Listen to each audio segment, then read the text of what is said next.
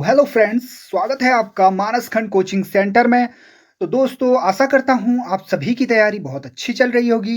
तो दोस्तों, आज हमारी ये उत्तराखंड हिस्ट्री की क्लास 4 है। इससे पहले हमारी 3 क्लासेस ऑलरेडी आ चुकी हैं, जिसमें हमने प्रागैतिहासिक काल, आद्य ऐतिहासिक काल, साथ ही साथ उत्तराखंड के आदि मानव के बारे में कई जानकारियां प्राप्त की थी। आज ये हमारी चौथी क्लास है, जो कि रिलेटेड है ऐतिहासिक काल से। तो आज से जो हमारे सेशन स्टार्ट होंगे, जो भी उत्तराखंड में इम्पोर्टेंट राजवंश हैं, उनके बारे में हम जानकारी प्राप्त करेंगे। और जितने भी इम्पोर्टेंट फैक्ट्स हमारे पेपर के लिए इम्पोर्टेंट होंगे, उनको पढ़ेंगे और उनको जानेंगे। और आपने इससे पहले की वीडियोस को नहीं देखा है, तो पहले हमारे चैनल में जाके आप उनको देख सकते हैं। साथ ही साथ मैं उनका लिंक आपको डिस्क्रिप्शन बॉक्स में प्रोवाइड कर दूंगा। तो दोस्तों, आज की क्लास को स्टार्ट करते हैं। तो आज हमारा जो सेशन है वो स्टार्ट है किसके साथ? आज होगा हम ऐतिहासिक काल के बारे में जानेंगे। तो ऐतिहासिक काल हमने जैसा कि बात किया था कि आद्य प्रागैतिहासिक काल का समय हमने लगभग कब का माना है? 2500 ईस्वी पूर्व से जो पहले का समय था वो प्रागैतिहासिक काल का समय था, जहां पे हमारा आदि मानव उत्तराखंड में कई स्थानों पे निवास करता था। साथ ही साथ और भी मुख्य घटनाएं हुई थी। उसके बाद हमारा आद्य ऐतिहासिक काल आया था, जहां पे हमारे साहित्यिक स्रोत लिखे गए थे और जहां से हमें बहुत सारे स्रोतों के माध्यम से इस राज्य की जानकारी भी मिलती है। तो वहां पे हमने देखा था उसका जो कालखंड था वो था 2500 ईस्वी पूर्व से लगभग 600 ईस्वी पूर्व का वो समय था। उसके बाद जो 600 ईस्वी पूर्व थी, यहाँ पे लगभग जो कई इतिहासकार भी हैं वो मानते हैं कि यहाँ से जो था मनुष्य ने क्या कर दिया था, एक तरीके से ऐतिहासिक काल में घुस गया था मनुष्य, ठीक है, या ऐतिहासिक काल का यहाँ से प्रारंभ हो गया था, स्टार्ट हो गया था, ठीक है। तो 600 ईस्वी पूर्व से जो भी समय पहले का समय ना, उसके बाद का जो समय था, यानी कि जो 599 ईस्वी पूर्व होगा या उससे फिर और पहले का समय होगा, तो ये सब क्या आएगा? हमारा ऐतिहासिक काल के अंतर्गत आएगा, ठीक है दोस्तों। तो उसके बाद अगर हम आगे को देखें, तो सबसे पहले हम आज जानेंगे ऐतिहासिक काल में जो पहला राजवंश, या उत्तराखंड में कहें जो पहला यहाँ का राजनीतिक शक्ति बताई जाती है उत्तराखंड में राज करने वाली, वो कुड़िंद या कुलिंद लोग बताए जाते हैं, ठीक है। तो आज हम जानेंगे कुड़िंद राजवंश के बारे में, ठीक है। तो कुड़िंदों के बारे में जानकारी के हमारे विभिन्न स्रोत हैं, जहां से हमें इनके बारे में जानकारी प्राप्त होती है, जिसमें से प्रमुख क्या है? पुरातात्विक स्रोत हैं और क्या है? साहित्यिक स्रोत भी हैं। पुरातात्विक में जैसे कि इसके बाद देखें पुरातात्विक स्रोत, यानी कि जहां से हमें कुड़िंद राजाओं के बारे में या कुड़िंद राजवंश के बारे में ज्यादा से ज्यादा जानकारी मिल पाई है, उसमें जो पुरातात्विक स्रोत आते हैं, तो पुरातात्विक स्रोतों में सबसे पहले कालसी शिलालेख बहुत ही इंपॉर्टेंट है, जो कि अशोका का था। और कब का था? 257 ईस्वी पूर्व में अशोका ने ये क्या करा था, इसके बारे में अभी हम ज्यादा डिटेल में आगे जानेंगे। तो ये जो देहरादून में यमुना और टोंस नदी का संबंध, एक वहां पे क्या है, कालसी नामक स्थान है, वहां पे अशोक ने क्या किया था, 257 ईस्वी पूर्व में कालसी शिलालेख बनवाया था, ठीक है। इसके बारे में अभी आगे जानकारी लेंगे, जहां पे कुड़िंदों के बारे में हमें क्या मिलती है? जानकारी मिलती है। उसके बाद बात करें भरहुत, ये भरहुत अभिलेख जो है ये मध्य प्रदेश में स्थित है, और यहां से भी क्या है, कुड़िंदों के बारे में जानकारी हमें मिली है, ठीक है। और ये कितने मिले हैं? और ये 4, इनकी संख्या याद रखिएगा, 4 यहां से हमें अभिलेख मिले हैं। उसके बाद बात करें मथुरा, ठीक है। मथुरा अभिलेख, जहां से एक अभिलेख प्राप्त हुआ है, और इस एक अभिलेख से भी हमें क्या है, कुड़िंदों के बारे में जानकारी प्राप्त हुई है। उसके बाद अगर बात करें मुख्य इनके जो पुरातात्विक स्रोत, जहां से उसमें है मुद्राएं, ठीक है। तो जो कुड़िंदों की मुद्राएं हैं, जिसमें कुड़िंद का एक बहुत ही शक्तिशाली राजा था अमोघ भूति, उसकी मुद्राएं थी, तो अमोघ भूति मुद्राएं हो गई, अल्मोड़ा प्रकार की मुद्राएं हो गई, और छत्रेश्वर जो इनके अधिष्ठाता देव कहे जाते थे, उनकी जो मुद्राएं थी, तो उनमें भी इन कुड़िंदों के बारे में जानकारी, तो इनकी 3 प्रकार की मुद्राएं मिली थी। तो ये हमारे पुरातात्विक स्रोत हैं। उसके बाद बात करें अगर हम साहित्यिक स्रोतों की बात करें, तो साहित्यिक में क्या क्या क्या आ जाते हैं? जो पुराने साहित्य थे, उनसे भी कई जगहों से क्या है, इस राजवंश के बारे में हमें बहुत सारी जानकारी मिलती है, जिसमें हमारा महाभारत का वन पर्व हो जाता है, जिसमें हमने देखा था कि सुबाहु जो एक बहुत ही पुराना महाभारत काल का जो कुड़िंद शासक था, और बहुत ही जो जहां जिसका क्षेत्र जो है कहाँ पे, श्रीनगर के पास में बताया गया है, तो वो क्या था, महाभारत के वन पर्व में उसके बारे में जानकारी मिली थी। उसके बाद महाभारत का ही सभा पर्व हो गया, आरण्यक पर्व हो गया, और भीष्म पर्व, तो इन्हीं सभी पर्वों से भी क्या है, कुड़िंदों की जानकारी मिली है। तो ये सब फैक्ट्स याद रखने हैं, क्योंकि यहाँ से सीधे सीधे पूछ सकता है कि कहाँ से हमें कुड़िंदों के बारे में जानकारी प्राप्त हुई है। तो ये इसमें ऑप्शन मिल सकते हैं कि महाभारत वन पर्व पाणिनि अष्टाध्यायी, तो यहाँ से भी पाणिनि ने जो अष्टाध्यायी लिखी थी, यहाँ से भी क्या है, कुरिंदों के बारे में जानकारी मिली है। रामायण का जो किष्किंधा कांड था, वहां से भी हमें क्या मिलती है, कुरिंदों के बारे में बहुत सारी जानकारी प्राप्त होती है। ठीक है, उसके बाद पुराणों में मार्कंडेय और विष्णु पुराण है। विष्णु पुराण में कुरिंदों को क्या क्या है, इनमें इन पुराणों में क्या कहा गया है कुलिंदों को, कुलिंदोपत्य कस। ठीक है, कुलिंदोपत्य कस। ठीक है, कुलिंदोपत्य कस। तो कुलिंदोपत्य के सीधे पूछ सकता है क्वेश्चन, कुलिंदोपत्य कस कहाँ पे क्या कहा गया है कुलिंद राजाओं को, तो वो पुराणों में कहा गया है। ठीक है, उसके बाद बात करें बृहत संहिता। ठीक है, बृहत संहिता में भी क्या है, जो वराहमिहिर ने लिखी थी, जिसकी रचना किसने की थी, वराहमिहिर, तो ये भी याद रखिए। तो इसमें भी क्या है, कुलिंदों के बारे में जानकारी। एक भूगोलवेत्ता, प्रसिद्ध भूगोलवेत्ता थे टॉलमी, टॉलमी ने भी इस राज्य का क्या किया है, वर्णन किया है। इसके बारे में अभी आगे जो जानते हैं। उसके बाद हम बात करते हैं जो हमारे पुरातात्विक स्रोत हैं, उसमें जो बहुत ही इंपॉर्टेंट स्रोत है, सबसे मेन हमने अभी ऊपर देखा पुरातात्विक स्रोत में कालसी अभिलेख, जहां से कुलिंदों के बारे में हमें जानकारी मिली है। तो कालसी अभिलेख के शिलालेख के बारे में अगर हम देखें तो कालसी के बारे में जान लेते हैं। इसकी खोज किसने की थी, मी फॉरेट ने की थी। कब, 1860 में की थी। ठीक है, हालांकि ये शिलालेख किसका है, अशोक से संबंधित है, ये याद रखना है। और जो जो मेन फैक्ट हैं, उसके बाद अशोक कालीन शिलालेख कब का है, 257 ईस्वी पूर्व का है, ये याद रखना है। उसके बाद इस लेख को पाली भाषा, किस भाषा का यूज हुआ है, पाली भाषा। ठीक है, क्योंकि उस समय क्या था, 261 ईस्वी पूर्व का जो समय था, जहां पे क्या हुआ था, कलिंगा वॉर हुई थी, पता होगा, जहां पे अशोका ने क्या किया था, अशोका ने बहुत लोगों को मार दिया था यहाँ पे।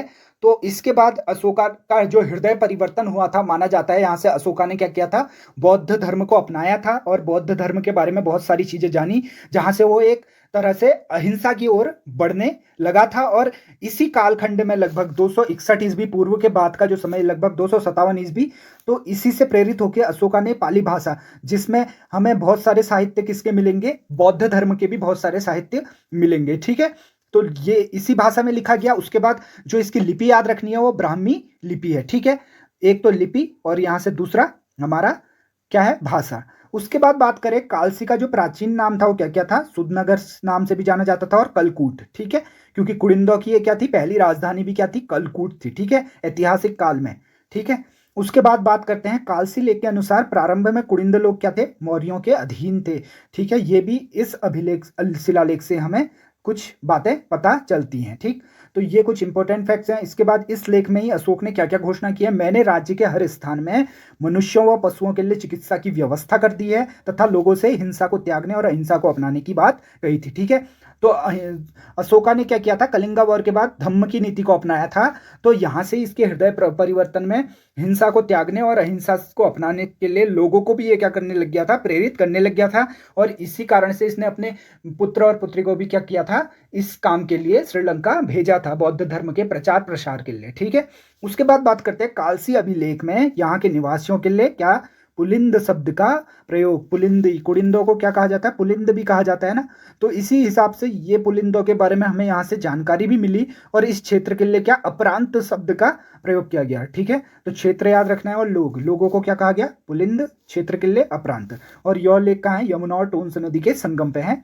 तो ये सभी इंपोर्टेंट फैक्ट्स हैं कालसी शिलालेख से, और बहुत ही इंपॉर्टेंट शिलालेख है। इसके बारे में इतनी जानकारी बहुत है और इसमें से कोई भी क्वेश्चन फ्रेम हो सकता है। ठीक है, उसके बाद अगला बात करते हैं, उसके बाद भरूच शिलालेख है हमारा, मथुरा शिलालेख है, जहां से भरूच से 4 अभिलेख मिले। उसके बाद मथुरा से 1 अभिलेख मिला, लेकिन उससे क्या है, उससे उतनी जानकारी हमें नहीं मिल पाई थी। ठीक है, वहां से लेकिन हल्का फुल्का कुलिंदों के बारे में जानकारी, जैसे भरूच है, भरूच कहाँ पे हमने अभी देखा था आगे पुरातात्विक स्रोत में, भरूच है हमारा एमपी में। ठीक है, तो भरूच स्नान कहाँ पे है, एमपी में है, मध्य प्रदेश में। तो यहाँ से 4 अभिलेख मिले थे जिसमें कुलिंदों की जानकारी मिली। तो यहाँ ये अभिलेखों का संबंध भी किससे है, अशोका से। तो यहाँ पे ही भरूच में क्या था, ये भरूच एक गांव है जहाँ पे बौद्ध स्तूप मिला था। ठीक है, और जिसका निर्माण किसने करवाया था, माना जाता है जो अशोका ने इसका निर्माण करवाया था वहां पे। ठीक है, भरूच में। तो उसी कारण से वहां से ही हमें क्या मिलती है, कुलिंदों की भी जानकारी मिल जाती है। उसके बाद मथुरा अभिलेख था, वहां से भी कुछ थोड़ी बहुत हमें कुलिंदों की जानकारी मिलती है। उसके बाद हमारा अगले थे मुद्राएं। ठीक है, जो हमारी पुरातात्विक स्रोत में है मुद्राएं। और ये क्या है, कठोच, डॉक्टर कठोच, यशवंत सिंह कठोच जी के अनुसार क्या है कि मध्य हिमालय में प्रायः 200 ईस्वी पूर्व से 300 ईस्वी पूर्व तक कुड़िंद सत्ता के इतिहास का एकमात्र स्रोत क्या है, मुद्राएं। ठीक है, अब देखिए जहां पे अशोक मौर्य लोग जहां सत्ता करते थे, मौर्य का लगभग समय बताया जाता है 324 से लगभग 184 ईस्वी पूर्व के बीच मौर्यों ने क्या किया था, शासन किया था। तो इस बीच ये अशोक जो कुड़िंद, यहाँ पे कुड़िंदों के बारे में जानकारी मिली वो तो हमें कालसी से भी मिल गई थोड़ा बहुत। अब जो इसके बाद का समय होगा या इसके बीच बीच का समय होगा, थोड़ा बहुत उसकी जानकारी हमें कहाँ से मिली, मुद्राओं से भी मिली। और ये कितनी, 3 प्रकार की मुद्राएं मिली। कितनी, तो कुड़िंदों की 3 प्रकार की हमें टोटल मुद्राएं मिली, जिसमें पहली है अमोघ भूति प्रकार, दूसरा अल्मोड़ा और तीसरा छत्रेश्वर। ठीक है, तो इसमें पहले अमोघ भूति प्रकार की मुद्राओं के बारे में जानते हैं। ठीक है, तो अमोघ भूति कुड़िंदों के क्या थे, एक बहुत ही प्रतापी राजा थे।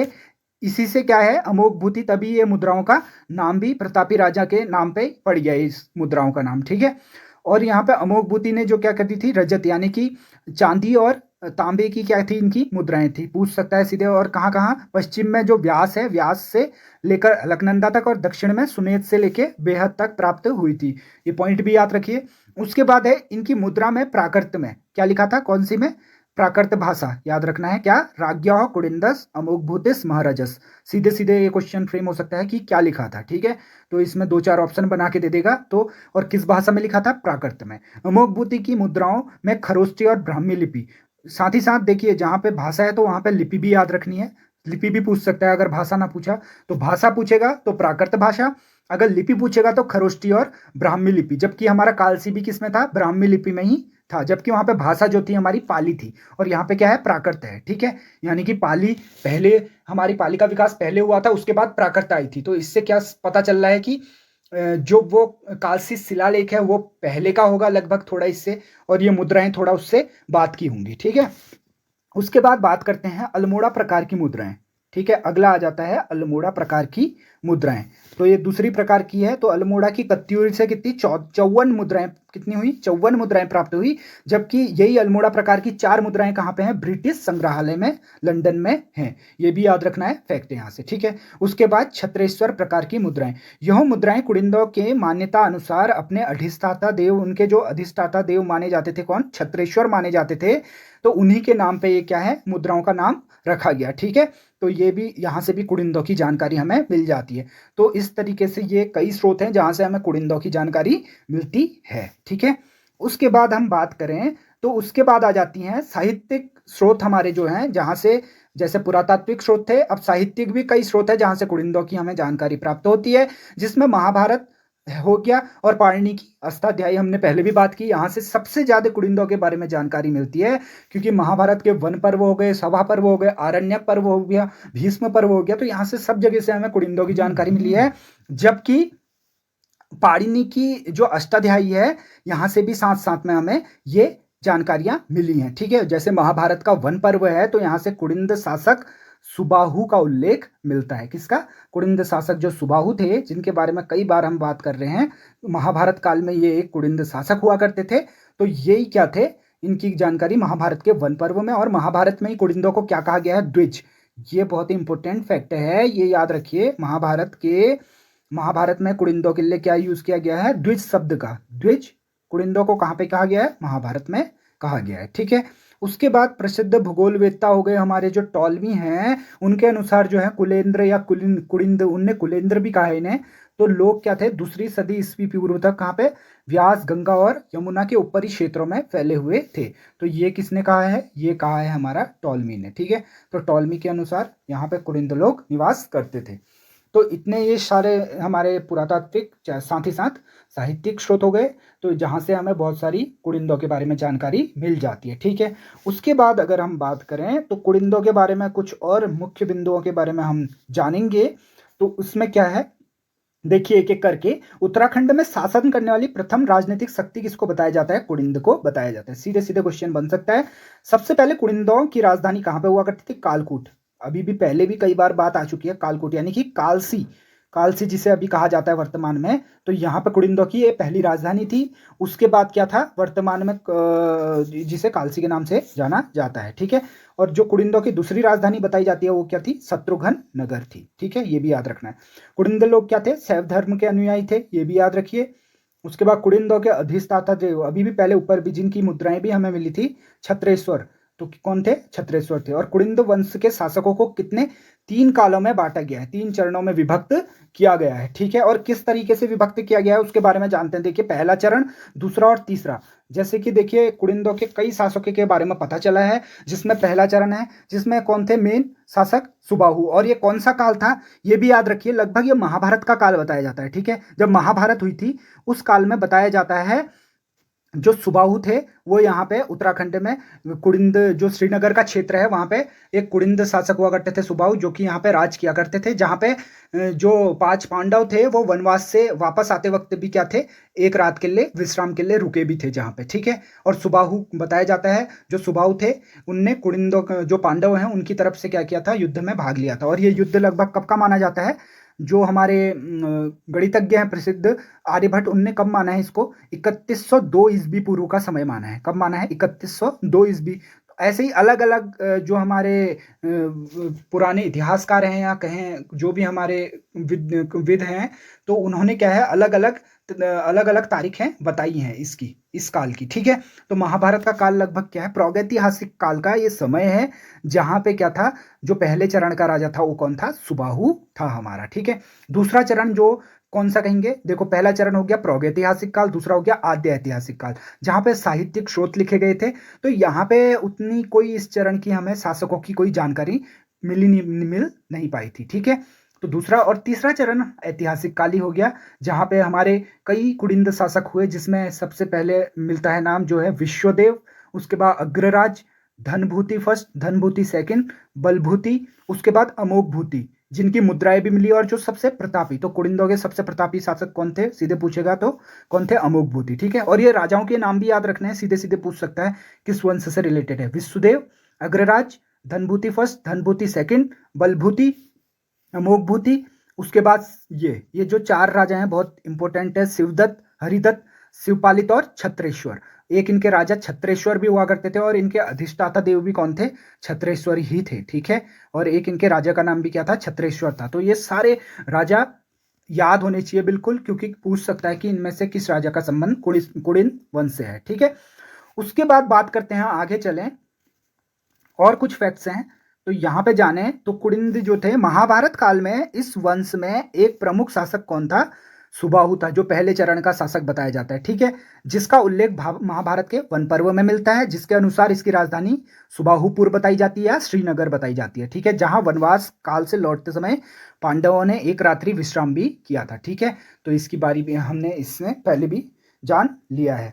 उसके बाद बात करें, महाभारत काल में ही कुछ अन्य राजनीतिक इकाइयां भी इस क्षेत्र में शासन किया करती थी। जैसे गंगाद्वार क्षेत्र में कौन थे, नागराज कौरव्य, जिनकी लड़की उलूपी थी और जिनसे अर्जुन से उनका विवाह भी हुआ था गंगाद्वार हरिद्वार में, ठीक है। तथा मंदाग्नि के उत्तर में बाणासुर राजा का राज था, ठीक है। तो रामायणकालीन जो बाणासुर थे उनका राज्य बताया जाता है मंदाग्नि के उत्तर वाला क्षेत्र, ठीक है। उसके बाद बात करें डॉक्टर कठोच, यशवंत सिंह कठोच ने क्या कहा है, 6ठी सदी ईस्वी पूर्व में उत्तर भारत में कांस्य युग के जो मानव थे उनने 7वीं शताब्दी ईस्वी पूर्व में ऐतिहासिक युग में प्रवेश कर लिया था। और इस काल के मध्य में हिमालय में कुछ जनपदों के नाम भी मिलते हैं, जैसे कालकूट, कुलून, कत्री, युगंधर, रंकू और भारद्वाज। तो ये भी याद रखने हैं, ये जो जिले मिले हैं। तो यहाँ से देखिए कठोच का मानना क्या है, कठोच जी ने माना है, जो कालखंड हमने माना है, जो हमने पहले भी बात की, 600 ईस्वी पूर्व से लगभग जो समय जहाँ पे जो हमारा आद्य ऐतिहासिक काल का मानव था वो ऐतिहासिक काल में प्रवेश कर चुका था, या कांस्य युग का मानव, कांस्य युग का यानी कि हड़प्पा सभ्यता का। और हड़प्पा सभ्यता किससे रिलेटेड है, आद्य इतिहास से। तो आद्य इतिहास का मानव कहाँ पे प्रवेश कर चुका था, ऐतिहासिक काल में, ठीक है, ऐतिहासिक युग में। और उत्तराखंड में कुछ जनपदों के नाम भी मिलते हैं, हिमालय, ये जो मध्य हिमालय का क्षेत्र जिसमें उत्तराखंड भी आता है, तो यहाँ से कुछ जनपदों के नाम मिलते हैं, जैसे कालकूट, कुलून, कत्री, युगंधर, रंकू और भारद्वाज। ये जनपद याद रखने हैं, सीधे सीधे पूछ सकता है, ठीक है। उसके बाद बात करते हैं, ज्ञात होता है कि 6ठी सदी ईस्वी पूर्व के आरंभ में कुड़िंदों की अनेक शाखाएं ही इस प्रदेश में प्रधान राज्य शक्तियां थी। ठीक है, तो पहला चरण तो सुबाहु वाला था जो बहुत पहले का महाभारत काल का। फिर आद्य ऐतिहासिक काल आया उसके बाद, तो उसके बाद तो कोई वैसी जानकारी नहीं मिली। लेकिन ऐतिहासिक काल में क्या हुआ, जो ये 6ठी सदी ईस्वी पूर्व थी, यहाँ पे कुड़िंदों की कई शाखाएं बन गई थी। ठीक है, छोटी छोटी, क्योंकि ऐसा हुआ था कि हो सकता है कि ऐसा हो जहाँ पे सुबाहु था तो वहां पे राज्य क्या था, एक शक्तिशाली राज्य था, उसके बाद राज्य क्या हुआ, छिन्न भिन्न हो गया या छोटे छोटे राज्यों में टूट गया। ठीक है, इसी कारण से कहा जाता है कि मध्य हिमालय का जो ये क्षेत्र है उत्तराखंड सहित उत्तर भारत में इस काल में कोई भी सार्वभौम सत्ता नहीं थी, यानी कि एक सुदृढ़ या कहें पावरफुल कोई भी एक पावर यहाँ पे नहीं थी। ठीक है, उसके बाद बात करते हैं मौर्य काल की।